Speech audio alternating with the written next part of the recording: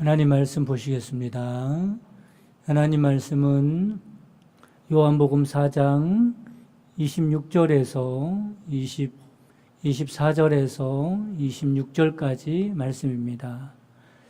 요한복음 4장 24절에서 26절까지 말씀입니다. 은혜를 주시는 하나님 말씀 봉독해 드리겠습니다. 하나님은 영이시니 예배하는 자가 영과 진리로 예배할지니라. 여자가 이르되 메시아 곧 그리스도라 하는 이가 오실 줄을 내가 아노니 그가 오시면 모든 것을 우리에게 알려주시리이다. 예수께서 이르시되 내게 말하는 내가 그라 하시니라. 아멘. 할렐루야. 요즘 날씨가 무척 덥습니다. 그래서 조금만 움직이기라도 하면 몸에서 땀이 비오듯 하지요. 그래서 목이 마르고 마실 물을 자주 찾게 됩니다. 목이 마를 때 시원한 냉수 한 컵을 마시면 얼마나 좋은지 모릅니다. 마치 생명을 마시는 것 같은 기분이죠. 이 시간 주시는 말씀이 여러분의 영혼의 갈증을 해소시키는 시원한 냉수가 되기를 간절히 바랍니다. 여러분, 물을 되도록이면 많이 마시기 바랍니다. 하루에 적어도 1.5리터 정도는 마셔야 한다고 하지요. 미국의 유명한 의학 박사는 물, 콤마하고 치료의 핵심이다 라고 하는 책을 썼습니다. 그 책에 보면 물을 하루에 1.5리터씩 그 정도 마시는 것은 어떤 보약보다도 좋은 것이다, 이런 이야기를 하고 있어요. 그는 의사로서 수백만 명의 임상 실험을 통해서 만수 탈수 증세에 대해서 연구를 했습니다. 그랬더니 물이 부족하면요 갖가지 질병이 생긴다는 결과가 나왔어요. 그럼 여러분, 물을 충분히 섭취해 주는 것이 질병을 예방하는 것이고 건강을 지킬 수 있는 방법이다라고 하는 거죠.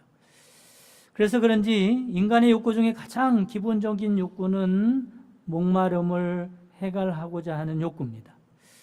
그런데 인간이 느끼는 목마름이라는 것은 꼭 물에 대한 갈증만은 아니죠. 인간에게는 수많은 종류의 목마름이 있습니다. 옛날 분들, 우리 때는 안 그랬는데 그 전에 살던 분들은요, 소원이 있다면 흰쌀밥을 실컷 먹어보는 게 소원일 때가 있던 시대가 있었습니다. 소원도 참 소박하죠. 그런데 지금 북한 사람들의 소원이 바로 흰쌀밥 배부르게 먹는 것이라고 그럽니다. 이제 남한은 잘 살게 되어서 이런 소원을 가진 사람은 거의 없습니다. 그렇다면 여러분, 배부르게 흰쌀밥을 먹고 있는 여러분은 이제 흰쌀밥을 실컷 먹게 되었으니 더 이상 갈증이 없으신가요? 아닙니다. 인간의 갈증은 끝이 없죠. 우리나라 사람들의 1인당 알코올 소비량이 얼마나 될까? 그러니까 술을 얼마나 마시나? 이런 겁니다. 세계의 13위라 그래요. 13위. 그런데 그냥 일반적인 술 말고 증류수가 있습니다. 독한 술이죠. 증류수는 얼마나 소비를 할까 봤더니 세계 1위라고 그럽니다. 한국 사람들은 월 평균 수입의 20% 가까이를 술값으로 쓴다 그러죠. 왜 이렇게 술을 마시는 것일까? 뭔가 채워지지 않는 갈증을 호소하고 있다는 반증이 아닐까 생각합니다. 그런가 하면 도박을 하는 사람들도 많지요. 러시아 분호 도스토옙스키는 이런 말을 했습니다. 도박은 돈 때문에 하는 것이 아니라, 도박은 뭔가 깊은 목마름 때문에 하는 것이다, 이런 말을 했어요. 여러분, 도박하는 사람들이요, 돈 따려고 하는 게 아니라 뭔가 인생에 깊은 목마름이 있는데 그것이 채워지지 않아서 도박을 하게 된다라고 하는 겁니다. 골프의 황제 타이거 우즈는 성중독증자입니다. 왜 그가 그렇게 되었을까? 타이거 우즈가 뭐가 부족해서 이렇게 되었을까? 사람에게는 돈으로도 인기나 명예로도 채울 수 없는 갈증이 있기 때문에 그런 것입니다. 한 중년 부인이 결혼은 물론이고 연애도 한번 못 해본 어떤 중년 여인이 있었습니다. 그런데 이 여인이 길을 가고 있는데 뒤에서 어떤 남자가 이렇게 말을 하는 거예요. 같이가 처녀, 같이가 처녀 그러는 겁니다. 이 부인은 깜짝 놀랐어요. 이 여인이 드디어 나의 매력을 알아보고 있는 남자가 나타났구나. 그래서 기분이 참 좋았습니다. 그런데 기분이 좋고 그래도 금방 뒤를 돌아보면 가치가 떨어지잖아요. 그래서 모른 체하고 그냥 지나가고 있었습니다. 그런데 이 남자는 계속 따라오면서 말을 하는 겁니다. 가치가 처녀, 가치가 처녀 그러면서 부르는 거예요. 이 여인은 못 이기는 척 뒤를 돌아보면서 그 남자에게 말을 합니다. 저 부르셨어요? 그랬더니 그 남자가 말하는 거예요. 아니요, 안 불렀는데요. 그러면서 계속 그 남자는 소리를 치는 겁니다. 자세히 들어보니까 가치가 처녀, 가치가 처녀 그렇게 부르는 게 아니라 갈치가 1,000원, 갈치가 1,000원 이렇게 하더랍니다. 그 남자는 누구예요? 생선을 파는 장사꾼이었습니다. 이 여인이 얼마나 사랑에 목말랐으면 갈치가 1,000원이라는 말을 가치가 처녀라고 그렇게 들었겠습니까? 오늘 본문 말씀에 보면 타는 목마름을 안고 있던 한 여인이 등장하고 있죠. 오늘 말씀을 통해서 이 여인이 어떻게 목마름을 해결했는지 말씀이 나오는데 알아보면서 은혜를 받으려고 합니다. 오늘 읽은 말씀은 24절에서 26절 말씀이지만 4장 전체를 살펴보면서 말씀을 드리도록 하겠습니다. 먼저 본문에 나오는 여인이 어떤 여인인지부터 알아보는 것이 필요합니다. 4장 6절에서 7절에 보면 이 여인이 우물에 물을 길러 왔다 이렇게 말씀하죠. 그런데 특이한 것이 있습니다. 언제 물을 길러 왔다고 말씀해요? 제6시에 이렇게 말합니다. 제6시라는 것은 유대 시간이고요. 우리나라로 말하면 정오죠. 낮 12시에 물을 길러 왔다는 겁니다. 그런데 유대인들은 낮 12시에는 날이 너무 뜨거워서 사람들이 밖에 나다니지를 않습니다. 물을 기르러 가더라도 아침에 가든지 좀 저녁 때 시원할 때 나가서 물을 기르러 가지 정오에는 아무도 나오지를 않아요. 그런데 이 여인이 이 시간에 물을 기르러 왔다는 말은 어떤 이유겠습니까? 사람들을 피해 다니고 있구나라는 것을 알 수 있어요. 거기에는 말 못할 무슨 사연이 분명히 있을 겁니다. 그럼 무슨 사연이 있을까?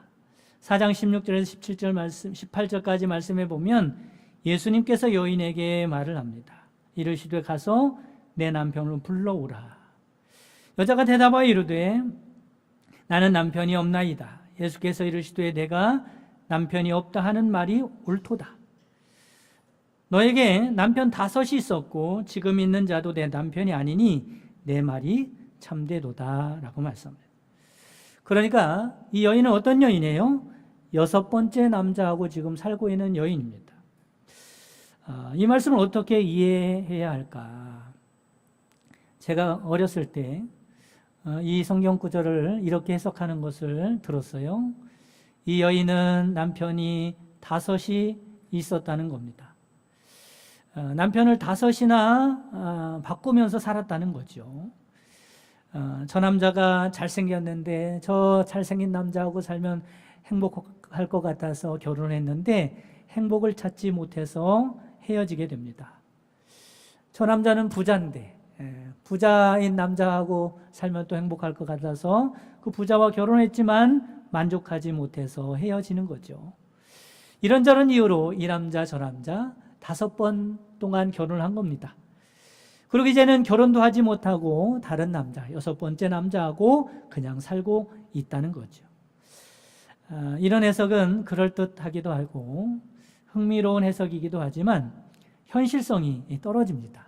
왜냐하면 그때 당시는 이처럼 여자가 남자를 마음대로 고르거나 바꿀 수 있는 그런 시대가 아니었어요.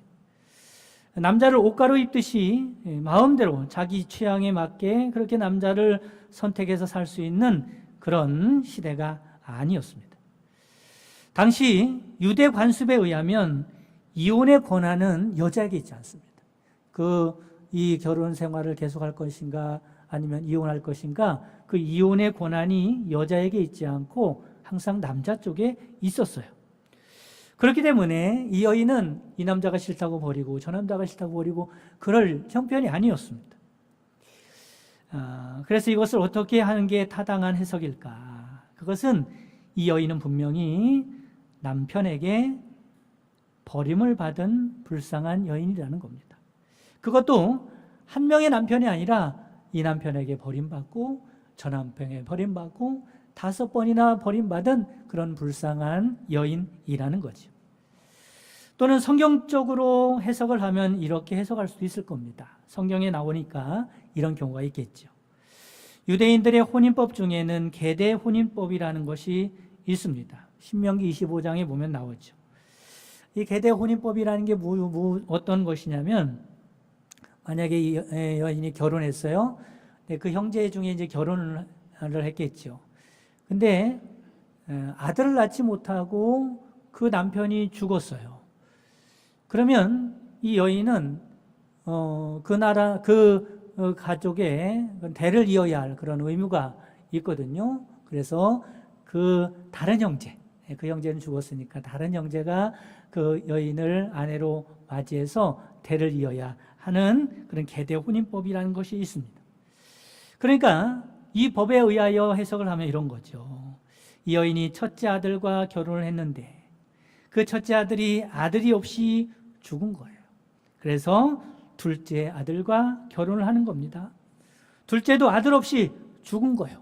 그렇게 셋째와도 결혼하고 넷째와도 결혼하고 5째와도 결혼을 했지만 아들을 얻지 못하죠. 그래서 지금 이 여인은 6째 아들과 결혼을 해서 살고 있는 겁니다. 이렇게 볼 때 이 여인은 지금 어떤 처지인가? 남편을 5이나 잃어버린 여인입니다. 남편을 5이나 앞세웠어요. 6째도 남편이 아니라고 하는 것 보니까 아직 아들을 낳지를 못한 모양입니다. 여러분, 이 여인이 얼마나 기구한 운명입니까? 얼마나 가련한 여인입니까? 일이 이쯤 되면 이 여인은 정말로 부끄럽고 창피해서 머리를 들고 다닐 수가 없는 그런 상황이 된 거죠. 정리를 한번 해보도록 하겠습니다. 이 여인은 어떤 여인입니까?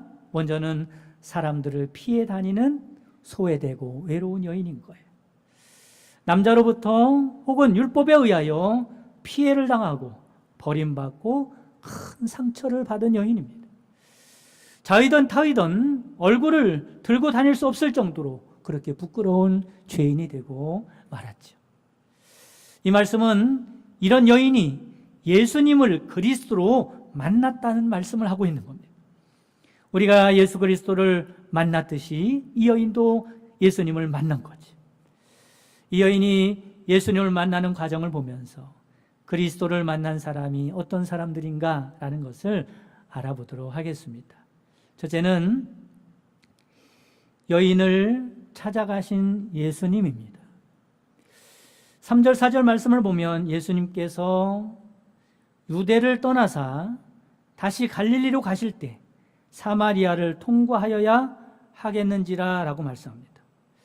보통 유대인들은 유대와 갈릴리를 오갈 때 돌아가기도 하고 멀기도 하고 힘들기도 하지만 절대로 가로질러서 사마리아 땅을 밟지 않습니다. 일부러 피해 다니는 거죠. 왜냐하면 사마리아 사람들을 상종하지 않기 때문에 그렇습니다. 이 사마리아 사람들은 아수르 이방 민족과 피가 섞인 부정한 사람들이라고 생각했기 때문에 멸시했고요. 상종을 하지 않았어요. 그런데 예수님은 굳이 사마리아를 통과하고 있다는 것을 알 수 있습니다. 여기서 통과하여야 하겠는지라 라는 말은 우연히 그냥 가게 됐다, 가다 보니까 지나가게 됐다, 이런 말씀이 아니라 예수님 목적을 가지고 어떤 의지를 가지고 그 땅에 들어갔다는 겁니다. 그러니까 예수님은 지금 일부러 사마리아 땅에 들어가신 것이고, 그 이유가 뭐겠습니까? 바로 이 여인을 만나러 간 줄 믿으시기를 바랍니다. 여러분, 그렇습니다. 예수님과 그 여인과는 우연히 만난 것이 아닙니다. 여인이 예수님을 만나려고 찾아간 것도 아닙니다. 예수님께서 여인을 만나려고 일부러 그 자리를 찾아오신 거죠. 예수님께서는 아무도 알아주지 않고 무시당하고 멸시당하는 여인을 찾아오신 것입니다. 이처럼 누가 나를 기억해 준다면, 누가 나를 알아준다면 이보다 기쁜 일이 없을 것입니다. 여러분, 김춘수의 아름다운 시 꽃을 잘 아시죠? 이런 시입니다. 내가 그의 이름을 불러주기 전에는 그는 다만 하나의 몸짓에 지나지 않았다. 그 사람은 내가 이름을 불러주기 전까지는, 내가 찾아가기 전까지는, 내가 기억해 주지 않을 때는 그는 아무런 가치가 없고 의미가 없는 인생이었다, 이런 말이죠. 그런데 내가 그의 이름을 불러주었을 때 그는 나에게로 와서 꽃이 되었다. 누군가 나의 이름을 불러준다는 것, 누군가 나를 알아준다는 것, 누가 나를 찾는다는 것은 얼마나 기쁜 일인지 모릅니다. 이 시와 비슷한 의미의 성경 말씀이 나오고 있어요. 이사야서 43장 1절 말씀. 야곱아, 야곱이라는 것은 우리를 부르는 겁니다. 이스라엘아, 우리를 부르는 거예요. 이렇게 말씀하죠. 야곱아, 너를 창조하신 여호와께서 지금 말씀하시느니라. 이스라엘아, 너를 지으신 이가 말씀하시느니라. 너는 두려워하지 말라. 내가 너를 구속하였고 내가 너를 지명하여 불렀나니 너는 내 것이라. 할렐루야. 여러분, 그렇습니다. 하나님께서 우리를 찾으시는 줄 믿으시기를 간절히 바랍니다. 우리가 우연히 하나님을 만난 것이 아닙니다. 우리가 하나님을 찾은 것도 아닙니다. 하나님이 우리를 기억하셨고, 하나님이 우리를 지명하셨고, 하나님이 우리를 부르신 줄 믿으시기를 바랍니다. 여러분, 이게 우리가 받은 은혜요 복인 줄 깨달으시기를 간절히 바랍니다. 일본에 나온 최고의 전도자요 자선사업가인 가가와 도요히코라고 하는 목사님이 계십니다. 그는 아버지의 첩인 기생의 아들로 태어났어요. 좀 복잡하죠? 그 목사님의 아버지가 있었는데 아버지의 첩이 기생이에요. 근데 그 기생을 통해서 낳은 아들입니다. 어디서 자라나느냐면 본처의 집에서 살게 됐습니다.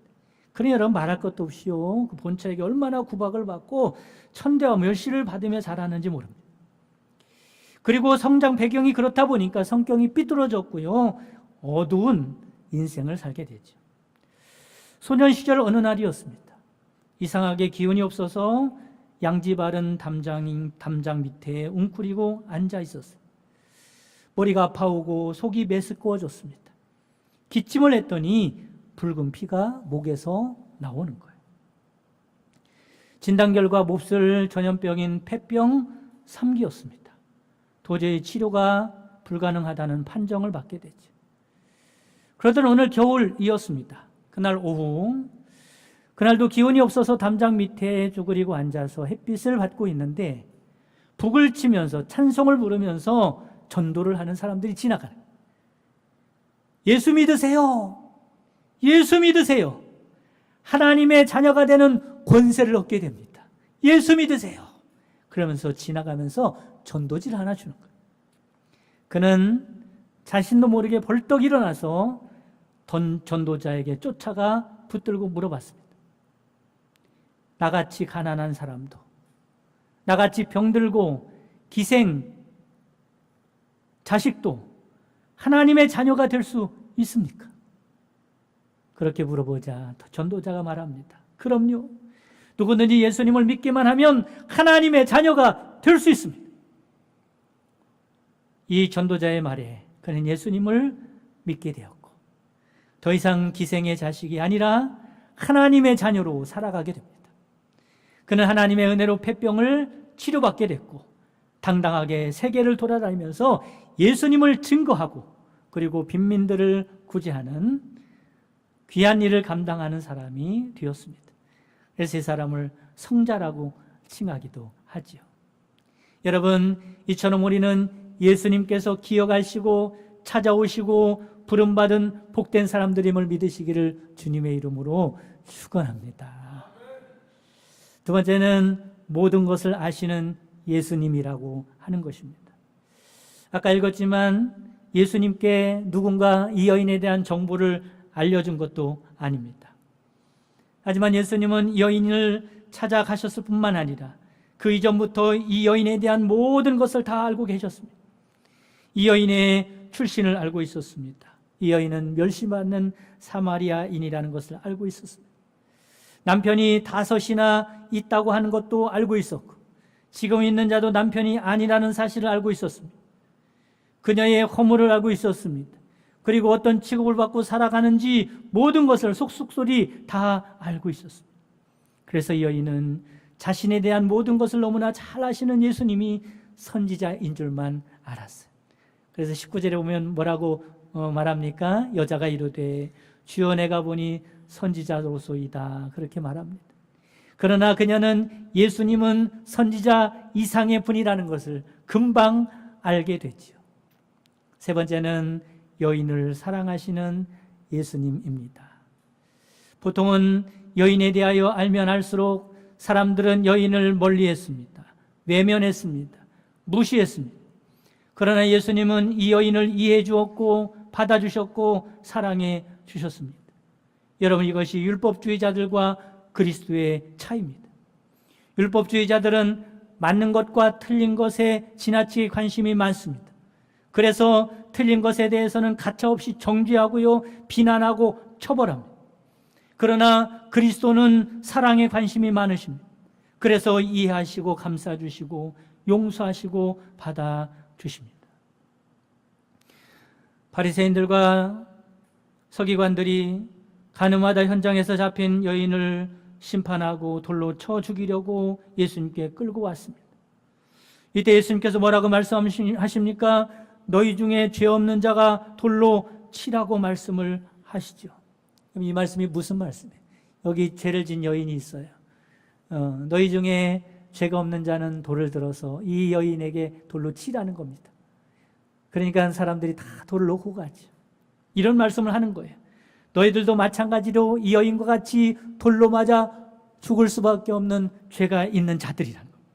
모든 사람이 돌에 맞아 죽어 마땅한 죄인들이라는 거예요. 이 말씀을 듣고 모든 사람이 돌을 내려놓고 돌아가자. 예수님께서 여인에게 말합니다. 나도 너를 정죄하지 않는다.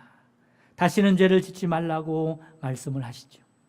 여러분, 이처럼 그리스도는 우리를 용서하시고 사랑하시는 분임을 믿으시기를 바랍니다. 여러분, 예수님은 이 여인에 대하여 모든 것을 다 알고 있었습니다. 지금까지 드러나 알려진 일 외에도 알려지지 않는 일까지도 속속들이 다 아시는 분이 주님이시죠. 사실은 알면 알수록 그 여인에 대하여 실망이 더 클 것입니다. 왜냐하면 지금까지 밝혀진 죄보다 밝혀지지 않은 은밀한 죄가 더 많을 것이기 때문에 그렇습니다. 여러분, 우리들은 안 그렇습니까? 우리들도 마찬가지입니다. 안 그런 척하고 숨기고 살아서 그렇지.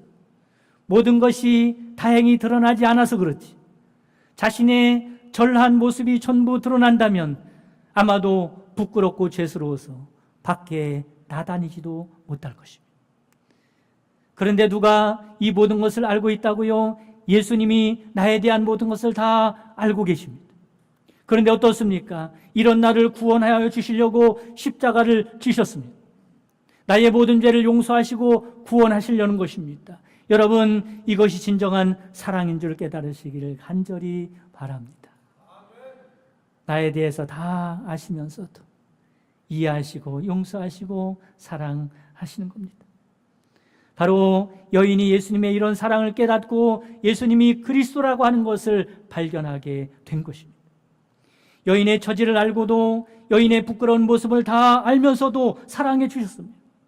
아무도 사랑해 주지 않는데 6명의 남자들도 마찬가지고 이웃들도 그렇고 그 누구도 여인에 대해서 알면 모두가 손가락질하고 도망가고 싫어하고 멸시했는데 예수님만은 여인을 찾아와 주시고 만나 주시고 사랑해 주신 것입니다. 그리고 예수님의 이 사랑이 이 여인의 상처를 치료했습니다. 예수님의 이 사랑이 여인을 영원한 목마름에서 해방시켜 주었습니다. 그렇다면 어떻게 사랑해 주셨을까? 로마서 5장 8절 말씀에 보면 우리가 아직 죄인 되었을 때, 무슨 말이에요? 우리는 사랑받을 만한 사람이 아닌데, 이런 말이지. 우리가 아직 죄인 되었을 때 그리스도께서 우리를 위하여 죽으심으로 하나님께서 우리에 대한 자기의 사랑을 확증하셨느니라. 이런 사랑을 창조적인 사랑이라고 부릅니다. 그래서 칼 바르트라고 하는 사람은 이런 말을 했습니다. 하나님은 사랑의 대상을 찾지 않고 사랑의 대상을 창조하신다. 이렇게 말을 했습니다. 왜 그렇습니까? 하나님이 사랑의 대상을 찾으신다면 그 누구도 하나님의 사랑을 받을 만한 자격이 없을 겁니다. 그 누구도 하나님의 사랑을 받을 수가 없을 겁니다. 그래서 하나님은 사랑할 대상을 창조하시는 겁니다. 누구를 통해서 창조하십니까? 예수님을 통해서 사랑의 대상을 창조하신 것입니다.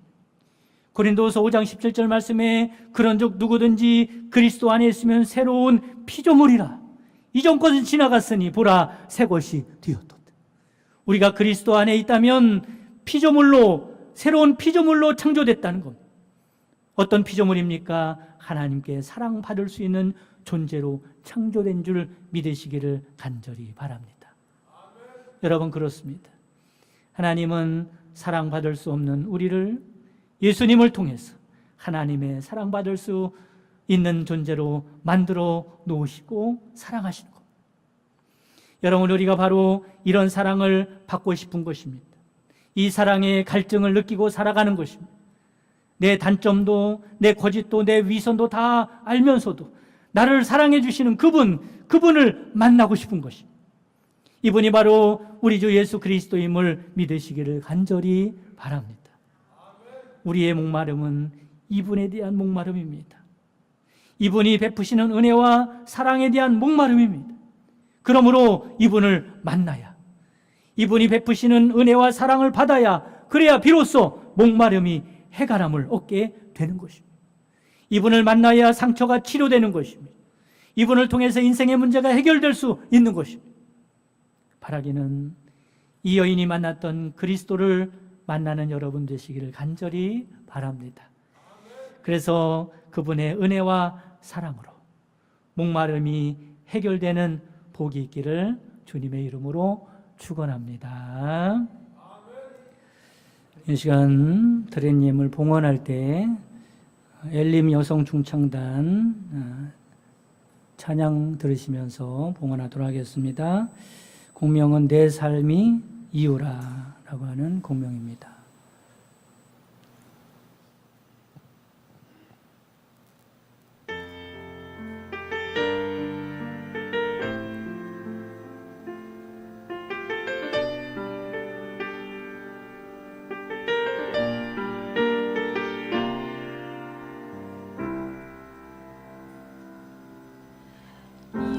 예수는 내 힘이요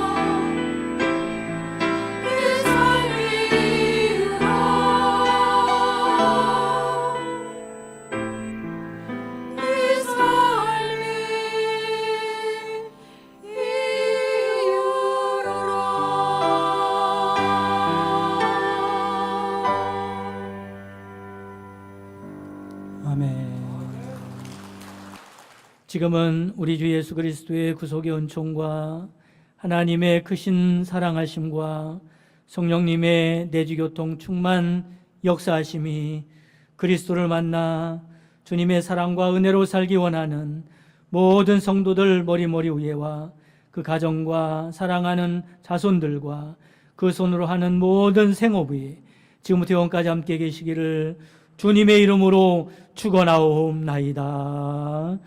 아멘.